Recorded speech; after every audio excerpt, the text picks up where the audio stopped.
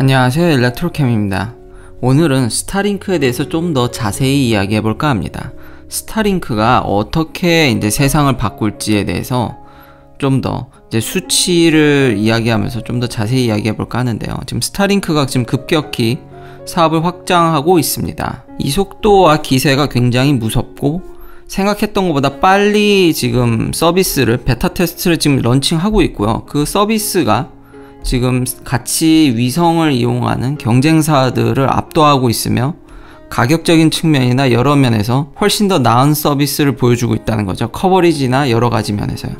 근데 위성을 이미 12,000개의 허가를 받았지만 지금 현재 1000개도 채 쏘지 않았는데 벌써 성능이 이 정도라는 거죠. 이제 월별 속도인데요. 지금 속도가 점점 증가하는 걸 보실 수 있죠. 위성을 컨트롤한다든지 여러 가지 이런 옵티마이제이션이 들어가면서 현재 있는 위성만으로도 좀, 그리고 위성을 더 쏘고도 있고요. 조만간 더 쏜다 그러죠. 그리고 12,000개 위성을 쏘려면 이제는 지금 당장 벌써 한 방에 수십 개에서 조만간은 이제 막 수백 개까지도, 그러니까 마구마구 쏘는 거죠. 그리고 그런 회전율도 높이고, 그렇게 해서 조만간 이제 12,000개를 이제 쏘려고 하는데요. 1000개도 채 되지 않는 위성을 갖고 이런 성능을 낸다는 게 이미 경쟁사를 압도하고 꽤 괜찮은 성능을 보여준다는 겁니다. 그래서 이런 부분에 대해서 계속 말씀을 드렸는데 이미 인기도 하늘을 찌르고 있죠. 70만 명이나. 한국 분들은 이것을 좀 체감을 못 하시는 것 같아서 제가 좀 더 이렇게 자세히 만들게 된 이유가 뭐냐면,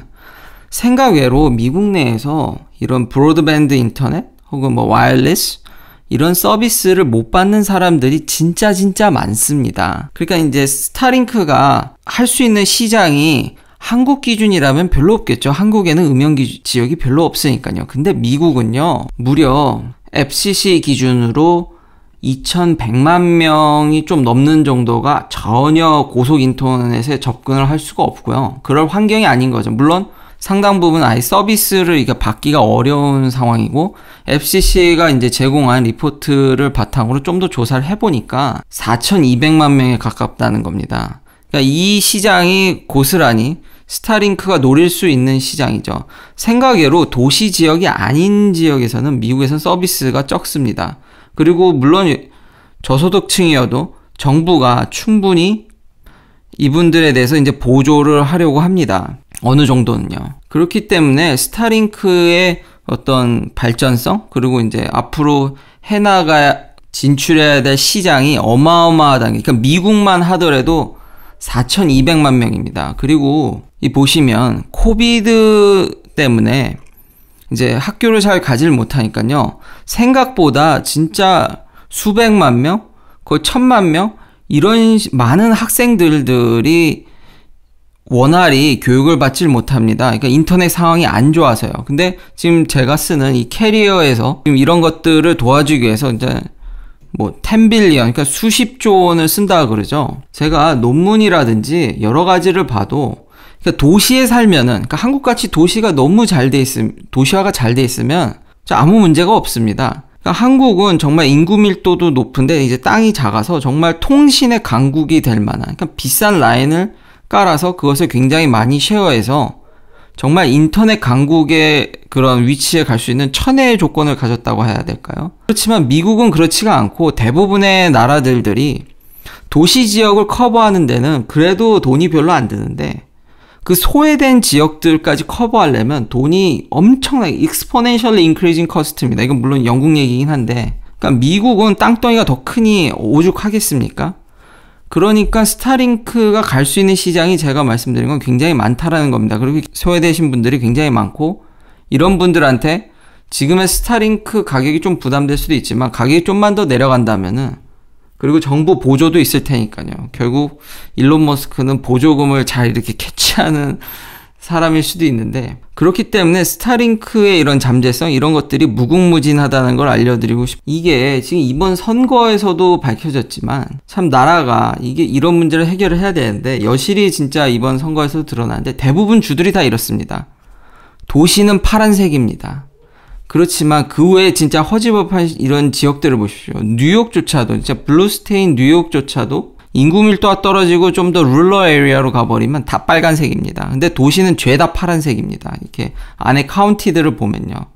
그리고 트럼프 대통령의 득표율이 쫓아가기는 형편없지만 저는 사실 뉴욕에서는 바이든이 70%를 먹을 줄 알았는데 보시면 꽤 트럼프 대통령이 선전한 것을 보실 수 있죠. 그러니까 이런 지역 간 격차, 이런 진짜 미국이 완전히 지금 분할된 거. 그러니까 바이든 대통령이 될 것 같은데 제발 이런 어떤 이 나라의 통합을 잘 이루어줬으면 좋겠습니다.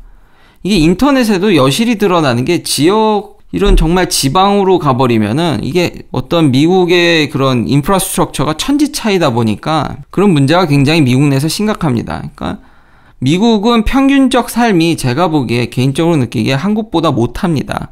근데 스펙트럼이 넓은 거죠. 잘 사는 사람은 말도 안 되게 잘 살고 정말 어마어마한 저택과 말도 안 되는 서비스와 이런 것들이 존재하는 반면에 좀 더 소득이 낮은 분들은 정말 이게 미국이 맞나 싶을 정도의 모습을 보여주기도 합니다. 그래서 제가 이제 스타링크를 칭찬하면 좀 그래도 이렇게 좀 불편하시는 분들이 계신데, 그러니까 지금 당장은 이런 도시화된 데는 들어가진 않겠죠. 그렇지만 아직도 우리는 이렇게 초고속 인터넷에 소외된 사람들이 많고요. 미국 내에서도 많고 전 세계적으로 39억 명 정도는 초고속 인터넷을 접하지 못합니다.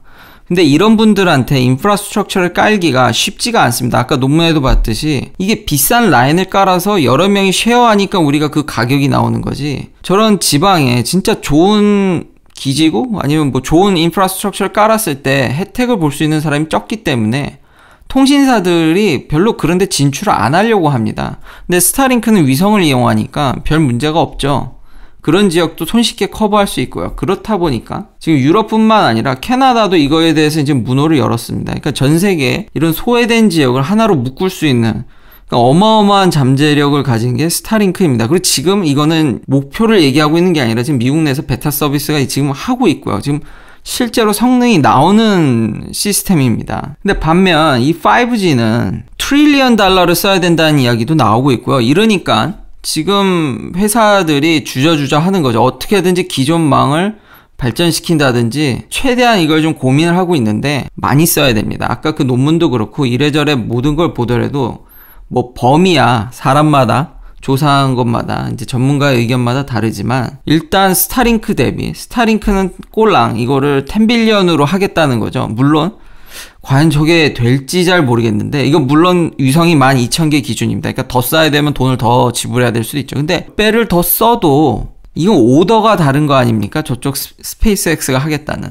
그렇기 때문에 이 잠재력을 어마어마하게 높게 보는 것이고요. 여기 맥킨지의 리포트를 보더라도 5G는 돈을 엄청 써야 된답니다. 도시는 근데 별 상관이 없습니다. 그러니까 도시화가 잘 되어 있으면 참 이런 데서 혜택을 많이 보는 거죠. 그렇지만 전 세계적으로나 미국 내에서도 그렇고 그러니까 인터넷 접속이 힘드신 분들이 생각외로 많습니다. 스페이스X가 만약에 이제 IPO 되면 상장이 되면 굉장한 가치를 가지게 불보듯 뻔하지만 사실 스페이스X는 조금 시간이 제 생각엔 더 걸릴 것 같습니다. 이렇게 일론 머스크의 인터뷰나 이런 걸 보면 학생들이나 이런 친구들이 스페이스X에서 일하고 싶다 뭐 이렇게 얘기를 하지만 스페이스X는 우주 산업을 하는 데다가 정부의 그런 펀드에 아직은 강력히 의존하고 있기 때문에 이 회사에 일하려면은 꼭 그런 건 아니지만 그래도 시민권을 가진 사람을 더 선호합니다. 아무래도 미국의 국가 프로젝트에 특히 이런 우주 산업이면은 좀 그런 면을 좀 보는 면이 있습니다. 꼭 불가능한 건 아닌데 훨씬 더 시민권을 있는 사람을 선호하기 때문에요. 보안 문제라고 해야 될까요? 그런 것들 때문에 약간 스페이스X는 그렇다고 IPO가 불가능한 건 아니죠. 보잉이라든지 뭐 군수 사업을 하는 회사들도 다 IPO가 가능하니까요. 근데 이제 절차나 이런 것들이 조금 딜레이라든지 배려가 있지만 지금 스타링크 같은 경우는 민간에 인터넷 서비스를 하는 부분이기 때문에 이걸 요것만 떼다가 IPO를 바로 할 수도 있다라는 이야기도 나옵니다. 그렇게 되면 이 스타링크의 가치를 2040년에는 1 트릴리언 달러라고 하죠. 그러니까 1000조죠, 1000조. 예, 저도 만약에 지금 이 목표한 바가 다 이루어진다면 충분히 저는 가능성이 있다라는 얘기입니다. 그리고 이렇게 깔려진 진짜 사방에 깔려진 값싼 스타링크의 인프라스트럭처를 이용해서 우리의 통신이 완전히 획기적으로도 변할 수도 있을 것을 좀 기대는 합니다.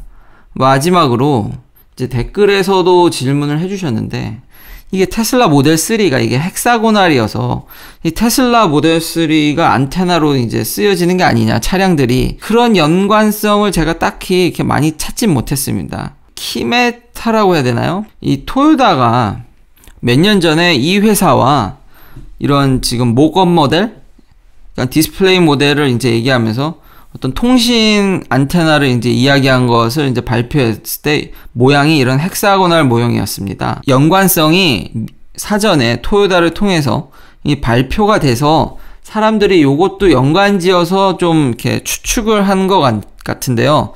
제가 지금까지 찾아본 바로는 이게 딱히 안테나로 쓰인다는 명확한 증거를 찾지를 못했습니다. 머지않은 미래에 테슬라 차량들도 이렇게 진짜 리얼타임으로 시그널을 받는다면 참 좋겠네요. 그리고 토요타는 최근에 테슬라를 좀 아직은 아니다, 이 생산량이 별로 안 돼서 좀 이렇게 낮게 보는 말을 최근에 해서 조금 제가 보기에는, 뭐 물론 무슨 의도로 이야기한지는 알겠는데요. 테슬라가 100만 대는 쉽게 가겠지만 또 100만 대에서 200만 대로 점핑하는 거는 또 다른 이야기가 될 수도 있습니다. 200만 대에서 또 400만 대 가는 이야기가 또 다른 이야기가 될 수도 있고요. 그렇지만 제대로 된 전기차를 내놓지 않은 토요타가 또 그런 발언을 한 것에 대해서 어떤 이제 식당 키친이나 레시피 비교를 해서 이야기를 했는데, 좀 이럴 때는 아닌 것 같다라는 생각이 드는데, 아직 정신을 좀 덜 차린 것 같다라는 생각도 조심스럽게 알려드리고 싶습니다. 긴 영상 시청해주셔서 감사합니다. 내일도 테슬라 관련 이야기들로 찾아뵙겠습니다.